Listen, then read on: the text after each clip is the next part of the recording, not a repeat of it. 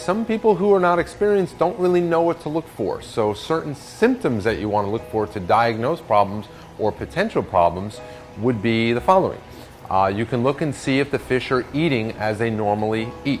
If fish stop eating or a couple of fish don't eat, that may be signs that something's going on in the tank. Just like people, when we feel sick, we don't usually want to eat. So if the fish are reluctant to eat, they're sitting in the corner, maybe they've got like a little shimmy or their fins are clamped, those are signs that something's brewing in the aquarium, and time is of the essence. If you see that something's wrong, your fish that are normally very responsive and right at the top of the tank to consume food are now sitting on the bottom of the tank, something's wrong. It could either be water chemistry, or maybe you've introduced a parasite into the aquarium from adding new fish. But whatever it is, you want to jump on it soon before it becomes a full-scale problem.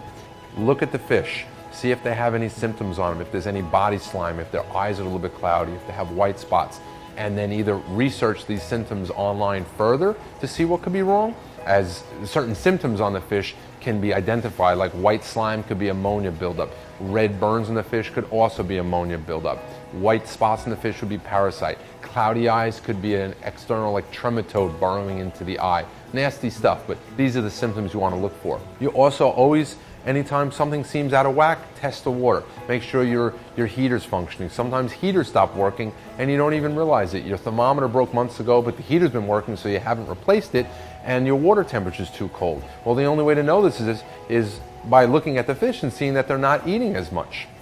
So you do a full-scale test.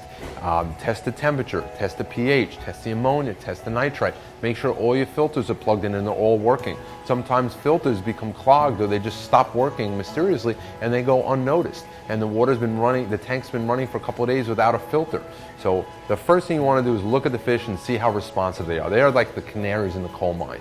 If the water gets a little cloudy, that could be a symptom that the tank is getting a little out of whack. Maybe you haven't done a water change in a while. The filter's clogged, and now the bacteria, which can no longer live in the filter because it doesn't have the water flow it needs, it is now growing in the water column. So the tank's getting a little bit murky. If you see a lot of waste settling on the gravel bed, maybe your filter is clogged and it's slow, the flow has slowed down to the point where it's not keeping the water in suspension, the waste in suspension, and now the waste is settling on the bottom. A large buildup of algae would also signify that there's a lot of nutrients available that may have not been available months ago when the tank was working properly. Again, look at the filtration. Maybe it's slowed down. Maybe it's time to clean it. Fish grow, and as they grow, they excrete more waste, they need more food. So the rules that applied last year or 6 months ago may not apply now. Your fish have doubled in size, and now the tank may be overcrowded where it wasn't overcrowded 6 months ago. So all of these things should be things that you're looking at.